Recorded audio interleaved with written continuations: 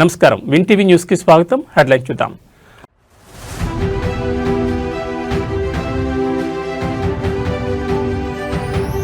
CM చంద్రబాబుతో deputy CM Pawan Kalyan భేటీ, తాజా రాజకీయ పరిణామాలు, ఇతర అంశాలపై చర్చ.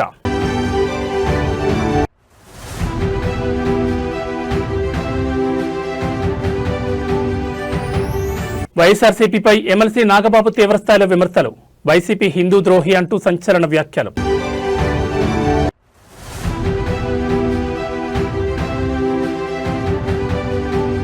పార్టీ ఫిరాయింపుల కేసులో కీలక పరిణామం, ఎమ్మెల్యే సంజయ్ అనర్హత పిటిషన్ కొట్టేసిన స్పీకర్.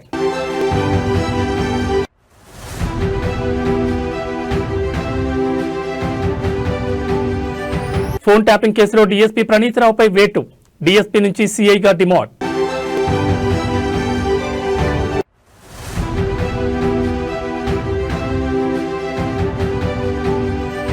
పసిడి ప్రియులకు ఊహించని షాక్, ఊహకందని రీతిలో పెరిగిన గోల్డ్ సిల్వర్ రేట్లు. ఇక డీటెయిల్స్ చూస్తే ఏపీ రాజకీయాల్లో మరో కీలక పరిణామం చోటు చేసుకుంది. సీఎం నారా చంద్రబాబు నాయుడుతో డిప్యూటీ సీఎం పవన్ కళ్యాణ్ ఇవాళ ఉదయం భేటీ అయ్యారు. ఉండవల్లిలోని ముఖ్యమంత్రి నివాసంలో జరిగిన ఈ సమావేశం రాష్ట్ర రాజకీయాల్లో ప్రాధాన్యం సంతరించుకుంది. సుమారు గంటన్నర పాటు సాగిన ఈ చర్చల్లో రాష్ట్రంలోని తాజా పరిస్థితులు, పరిపాలనాపరమైన నిర్ణయాలు మరియు త్వరలో జరగనున్న రాజ్యసభ ఎన్నికల వ్యూహాలపై ఇరువురు నేతలు సుదీర్ఘంగా చర్చించారు. ఈ సమావేశంలో ప్రధానంగా త్వరలో ఖాళీ కానున్న 4 రాజ్యసభ స్థానాల భర్తీపై చర్చ జరిగినట్టు తెలుస్తోంది. 2026లో ఏపీ నుంచి 4 రాజ్యసభ సభ్యులు పదవి విరమణ చేయనున్న నేపథ్యంలో ఆ స్థానాలను కూటమి పార్టీల మధ్య ఎలా పంచుకోవాలనే అంశంపై ప్రాథమిక అవగాహనకు వచ్చినట్లు సమాచారం. ప్రస్తుత బలాబలాల ప్రకారం ఈ 4 స్థానాలు కూటమికి దక్కే అవకాశం ఉండడంతో టీడీపీకి 2, జనసేన, బీజేపీలకు ఒక్కో స్థానం కేటాయించే దిశగా కసరత్తు జరుగుతోంది. జనసేన తరపున ఎవరిని బరిలోకి దింపాలనే విషయంలో పవన్ కళ్యాణ్ తన అభిప్రాయాలను సీఎంకి వివరించారు. గత కొన్ని రోజులుగా రాష్ట్ర వ్యాప్తంగా సంచలనం సృష్టిస్తున్న తిరుమల లడ్డూ కల్తీ నెయ్యి అంశంపై కూడా ఈ భేటీలో ప్రధాన చర్చ జరిగింది. మంగళవారం జరిగిన కేబినెట్ సమావేశంలో తీసుకున్న నిర్ణయాలను అనుసరించి ఈ వివాదంపై నియమించే కొత్త విచారణ కమిషన్ విధి విధానాల గురించి వారు మాట్లాడుకున్నారు. కేవలం టీడీపీ కాకుండా కూటమిలోని 3 పార్టీలు కలిసి ఉమ్మడి కార్యాచరణతో ముందుకు వెళ్లాలని నిర్ణయించారు. తద్వారా గత ప్రభుత్వంలో జరిగిన అవకతవకలను ప్రజల్లోకి బలంగా తీసుకెళ్లాలని వ్యూహరచన చేశారు. ఈ క్రమంలో అందుకు సంబంధించిన సాధ్యాసాధ్యాలపై నాయకులు చర్చించారని తెలియవస్తోంది.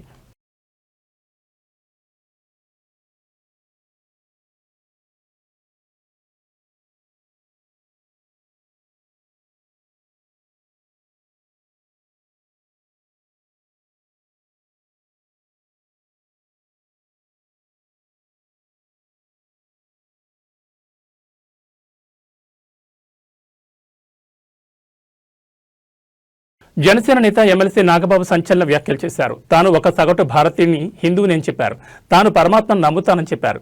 హిందువు అనేది నమ్మకమో మతమో కాదని, ఇది ఒక ధర్మం అని అన్నారు. ఇది ఒక జియోగ్రాఫికల్ ఐడెంటిటీ అని చెప్పారు. ఈ దేశంలో పుట్టిన ప్రతి ఒక్కరూ హిందువేనని, ఇక్కడ చార్వాకులకు కూడా చోటు ఉంది కాబట్టి తాను హిందువుని అని అన్నారు.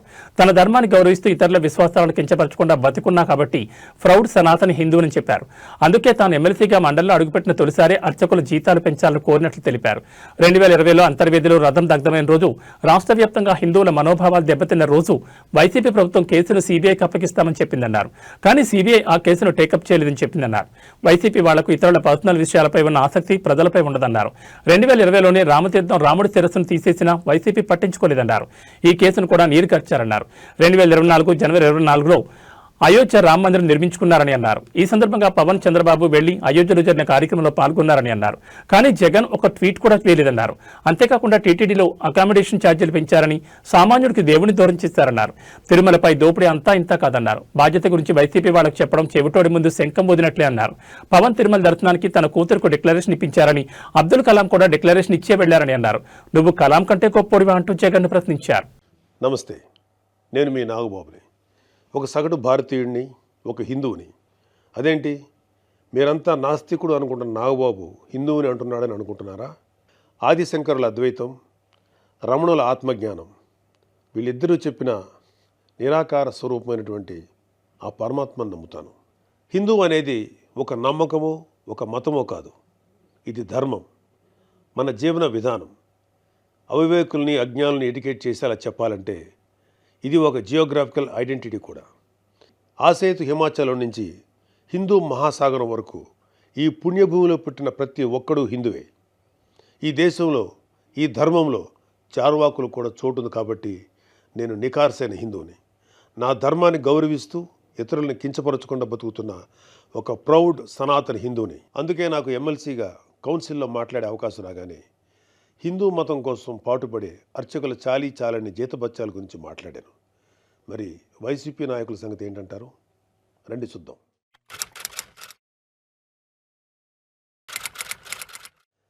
సెప్టెంబర్ 6, 2020 అంతర్వేది శ్రీ లక్ష్మీ నరసింహస్వామి వారి రథం దగ్ధమైన రోజు. రాష్ట్ర వ్యాప్తంగా ఉన్న హిందువులందరి మనోభావాలు దెబ్బతిన్న రోజు.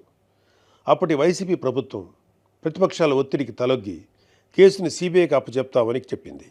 కట్ చేస్తే 2023లో ఒక హిందూ హక్కుల యాక్టివిస్టు ఆర్టీఐ వేశాడు. దానికి సిబిఐ ఏం సమాధానం చెప్పిందో తెలుసా? అసలు ఈ కేసు మేము టేకప్పే చేయలేదని చెప్పారు. మసిపూసి మారేడికాయ చేయడంలో ఎక్స్పర్ట్స్ అయినటువంటి ఒక్క వైసీపీ నాయకుడైనా దీని మీద మీడియాలో మళ్ళీ మాట్లాడడం చూసారా? అయినా వీళ్ళకి అవతల వాళ్ళ పర్సనల్ జీవితాల మీద ఉన్న ఇంట్రెస్ట్ మన హిందూ దేవాలయాల మీద ఎక్కడ ఉంటుంది?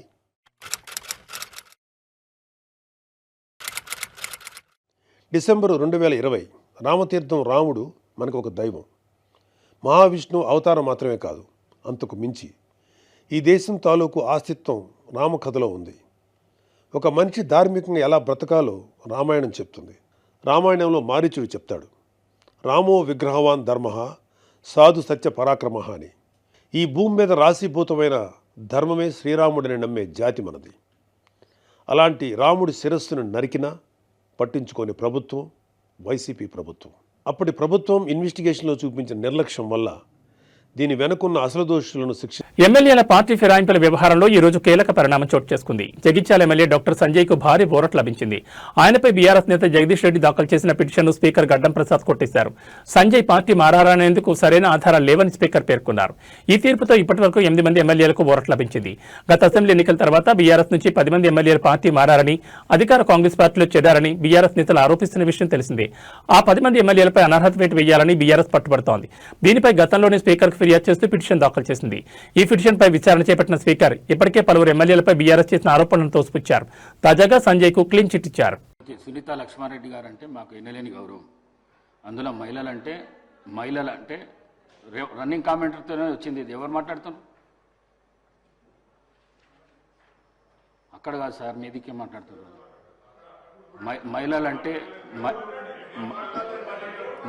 మహిళలంటే ఎన్నలేని గౌరవం నాకు 8 మంది సిస్టర్స్ ఉన్నారు. నేను మహిళలను చాలా ఎక్కువ గౌరవిస్తాను. నేను ఈ సీటు మీద ఉండి నేను మిమ్మల్ని అనుకోవడం మాత్రం చాలా పొరపాటు. అది మీరు మాట్లాడేటప్పుడు రన్నింగ్ కామెంటరీ ఇక్కడి నుంచి అక్కడి నుంచి వస్తున్నది. వారు మాట్లాడేది వినబడతలేదు, నాకే వినబడతలేదు, మీకు వినబడుతుందా అని చెప్పిన. మిమ్మల్ని ఉద్దేశించి వినబుద్ధి అయితే లేదు నా మాట్లాడింది అని చెప్పినా కానీ వారిని ఉద్దేశించి చెప్పింది కాదు. నేను మీరు తప్పుగా భావించిండొచ్చు. మీ మనసు కష్టపడితే విడ్రా చేసుకుంటారు. గెలుపు ఓటములు అనేటి సహజం. వివేకానంద ఏం చెప్తారు, ఎవరైతే ధైర్యంగా ఉంటారో వాళ్ళని విజయం వరిస్తారు. ఒక్కసారి అధైర్యపడ్డారంటే వాళ్ళు ఏ పనిలో కూడా ముందరికి పోదని చెప్పి వారి సూక్తులలో ఒక సూక్తి మనకు అబ్దుల్ కలాం గారు చెప్పేవారు, అవే కైండ్ stop not till you reach the goal అని చెప్పి. మీరు కూడా పిల్లలు ఒక లక్ష్యాన్ని పెట్టుకుని ముందరికెళ్ళాలి. ఎవరైనా కానీ ఒక లక్ష్యం లేకుండా ముందరికెళ్తే గ్యారంటీగా మనం ఫెయిల్ అవుతాం. ఏది చేసినా మనం సాధించవచ్చు, సాధించకపోవచ్చు, కానీ లక్ష్యం అనేది ముందర పెట్టుకోవాలి. చదువుకుంటున్నప్పుడు మంచి మార్కులతో పాస్ కావాలని చెప్పి పెట్టుకోవాలి. ఓకే, మార్క్ తక్కువ వస్తుంది, ఎక్కువ వస్తుంది, రోజు ఫెయిల్ అవుతాం, అదైనా పడద్దు. తెలంగాణలో మున్సిపల్ ఎన్నికల హడావుడి జోరందుకుంది. అన్ని పార్టీలు ప్రచారాన్ని ముమ్మరం చేశారు. ముఖ్యంగా కాంగ్రెస్, బీఆర్ఎస్ పార్టీలు వీలైనన్ని ఎక్కువ స్థానాలు గెలుచుకునే లక్ష్యంతో వ్యూహాలకు పదును పెడుతున్నాయి. ఈ తరుణంలో బీజేపీ కీలక ప్రకటన చేసింది. బీజేపీకి జనసేన అధినేత AP deputy CM Pawan Kalyan మద్దతు ప్రకటించారని తెలంగాణ బీజేపీ అధ్యక్షుడు రామచంద్రరావు ప్రకటించారు. పవన్ కళ్యాణ్తో తాను కేంద్ర మంత్రి కిషన్ రెడ్డి సమావేశమైనట్లు రామచంద్రరావు ఎక్స్ వేదికగా తెలిపారు. తెలంగాణ మున్సిపల్ ఎన్నికలతో పాటు పలు కీలక అంశాలపై తమ మధ్య చర్చ జరిగిందని వెల్లడించారు. మున్సిపల్ ఎన్నికల్లో బీజేపీకి పవన్ పూర్తి మద్దతు ప్రకటించారని, బీజేపీ తరపున ప్రచారం చేయడానికి అంగీకరించారని పేర్కొన్నారు. పవన్ మద్దతు తెలంగాణ బీజేపీకి తిరుగులేని బలాన్ని, వేగాన్ని ఇస్తుందన్నారు.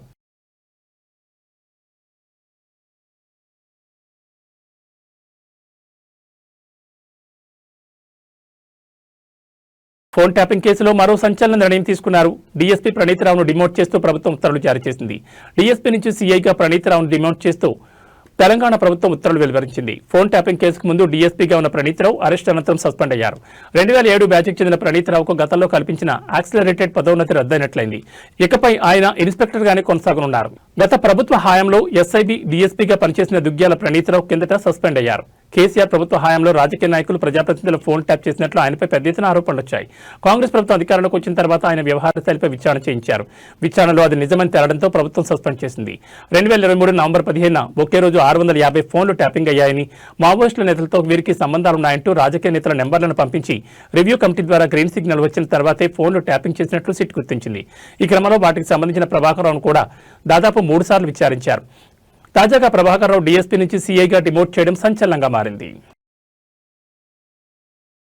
లోక్సభలో 8 మంది కాంగ్రెస్ ఎంపీల సస్పెన్షన్పై భువనగిరి ఎంపీ చామల కిరణ్ కుమార్ రెడ్డి ఆగ్రహం వ్యక్తం చేశారు. పార్లమెంట్లో వాస్తవాలు బయటకు రాకుండా బీజేపీ అడ్డుకుంటోందని, రాహుల్ గాంధీ మాట్లాడుతుంటే మైక్ కట్ చేసి ప్రతిపక్షాల గొంతు నొక్కే ప్రయత్నం చేస్తున్నారని విమర్శించారు.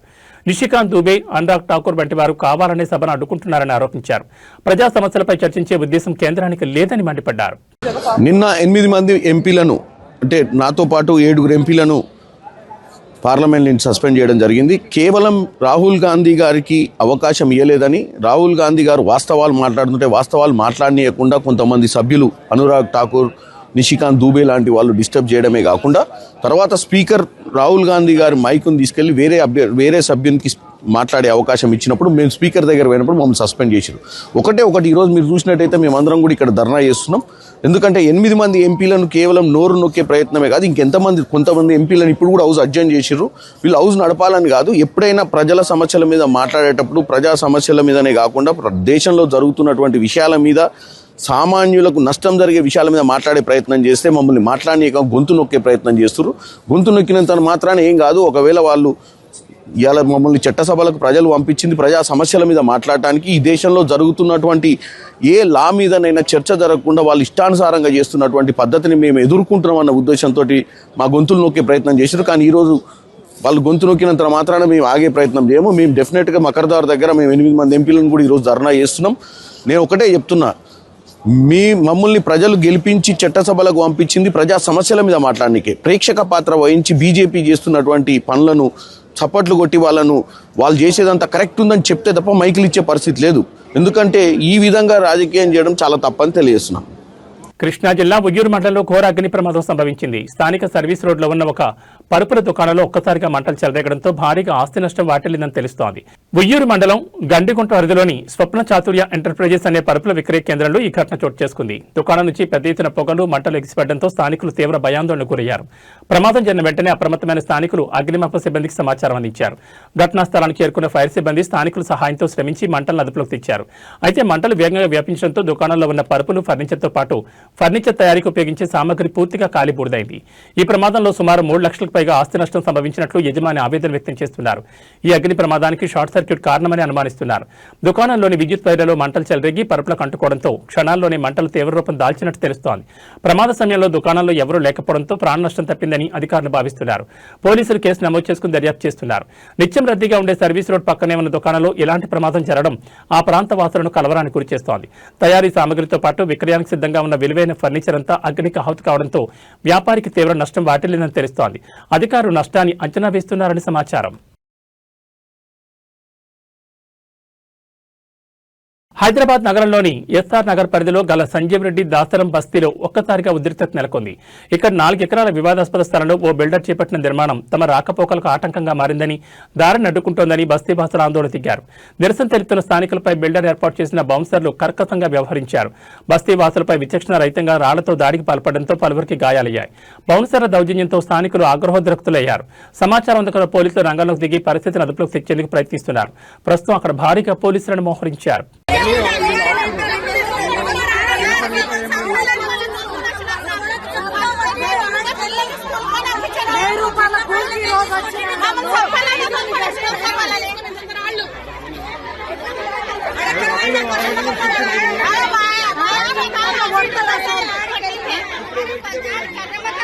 తూర్పుగోదావరి జిల్లాలో గత 4 రోజులుగా పెద్ద పులి సంచారం ప్రజలను హడలెత్తిస్తోంది. ఇప్పటివరకు పులి పాదముద్రలే కనిపించగా నిన్న రాత్రి తొలిసారిగా పెద్ద పులి ప్రత్యక్షంగా కెమెరాలో చిక్కింది.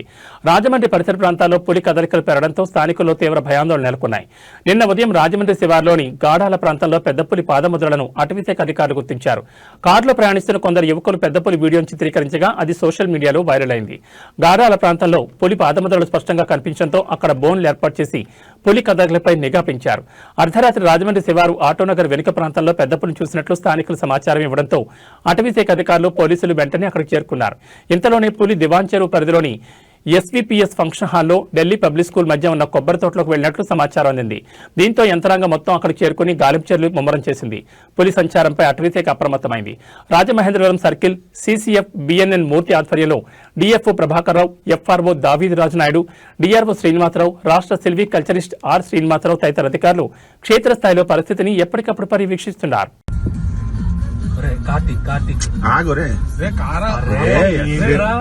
భయపెట్టేసి లోపలికి పంపించేస్తావు. ఆపోజిట్ లో వస్తున్నారు ఆగు. అరే దానికి ఏం చేయాలి తెలియట్లేదు రా. లాస్ట్ ఆ సైజ్ ఏంట్రా లోపల దూకింది రైట్ సైడ్ కి. ఆస్తికాంక్ష తోడబుట్టిన బంధాన్ని చిదిమేసింది. రంగారెడ్డి జిల్లా మోయినాబాద్ మండలంలో న్యాయవాది స్వప్న దారుణ హత్యకు గురయ్యారు. కేతిరెడ్డిపల్లి గ్రామంలో ఆస్తి తగాదాల నేపథ్యంలో ఆమె సొంత అన్నే గొడ్డలతో దాడి చేసి కిరాతకంగా ప్రాణాలు తీశాడు. ఈ వార్త తెలియగానే స్థానికంగా తీవ్ర కలకలం రేగింది. స్వప్న హత్యకు నిరసనగా చేవెళ్ల కోర్టు న్యాయవాదులు విధులను బహిష్కరించి మోయినాబాద్ పోలీస్ స్టేషన్ ఎదుట ఆందోళన దిగారు. బాధ్యుడిని కఠినంగా శిక్షించాలని మరియు న్యాయవాదులకు రక్షణ చట్టాన్ని తీసుకురావాలని డిమాండ్ చేస్తూ భారీ ధర్నా చేపట్టారు. పోలీసులు కేసు నమోదు చేసుకుని నిందితుని అదుపులోకి తీసుకున్నారు.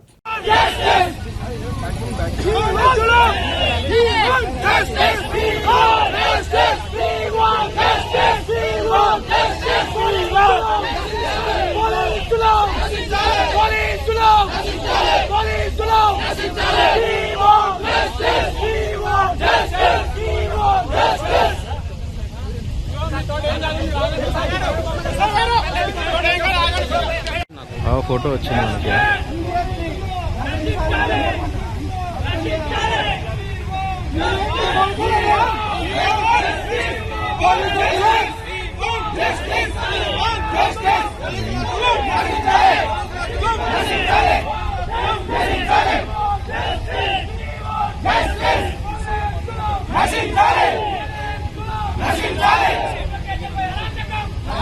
గత రాత్రి హైదరాబాద్ నుంచి ముంబైకి ప్రయాణికులతో వెళ్లిన ఇండిగో విమానం రన్వేపై ఎయిర్ ఇండియా విమానాన్ని ఢీకొట్టింది. ఈ ఘటన కలకలం రేపింది. అప్పటికే ఇండిగోలో ప్రయాణికులు దిగిపోవడంతో పెను ప్రమాదం తప్పిందని ఊపిరి పీల్చుకున్నారు. తాజాగా మరో ఇండిగో విమానంలో సాంకేతిక లోపం తలెత్తింది. విమానం టేకాఫ్కు ముందే పైలట్ సాంకేతిక లోపాన్ని గుర్తించి ప్రయాణికులను అలర్ట్ చేశాడు. ఫ్లైట్లో ఉన్న 71 మంది ప్రయాణికులను దించి టెక్నికల్ నిపుణులు తనిఖీలు చేస్తున్నారు. శంషాబాద్ నుంచి ఉదయం 6:45 రాయపూర్ వెళ్లాల్సిన విమానంలో ఈ ఘటన జరిగింది. పైలట్ ఆ లోపాన్ని గమనించకపోయి ఉంటే ఏం జరిగి ఉండేదో ఊహించడానికే భయంకరంగా ఉందని ప్రయాణికులు అంటున్నారు.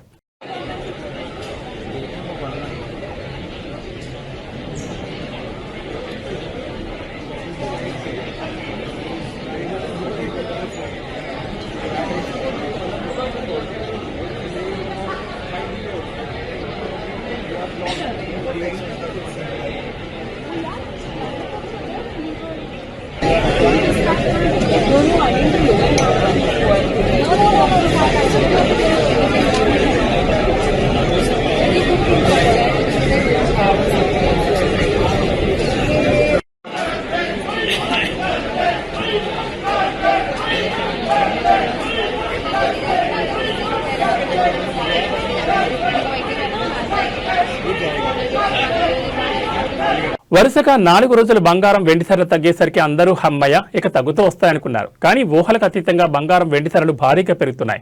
నిన్న ఉదయం వరకు తగ్గిన ధరలు మధ్యాహ్నం నుంచి ఊపందుకున్నాయి.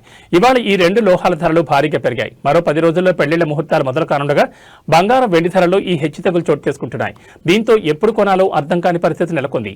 ఇవాళ ఉదయం 24 క్యారెట్ల బంగారం 10 గ్రాముల ధర ఏకంగా 6,600 పెరిగి 1,60,530కి చేరింది. 22 క్యారెట్ల బంగారం 10 గ్రాముల రేటు 6,050 పెరిగి 1,47,150కి ఎగబాకింది. అలాగే 18 క్యారెట్ల బంగారం రేటు కూడా భారీగా పెరిగింది. 10 గ్రాముల ధర 4,950 పెరిగి 1,20,400కు చేరింది. వరుసగా 4 రోజులు పడిపోయిన వెండి ధర మళ్లీ పెరుగుతూ వస్తోంది. నిన్న కిలో వెండి ధర 20,000 పెరగగా నేడు మరో 20,000 పెరిగి 3,20,000కు చేరింది. ఈ బంగారం వెండి ధరలకు జీఎస్టీ అదనం. ఏది ఏమైనా పెళ్లిళ్ల సీజన్ ముందు బంగారం వెండి ధరలు ఊగిసలాట కొనుగోలుదారులని అయోమయానికి గురిచేస్తోంది.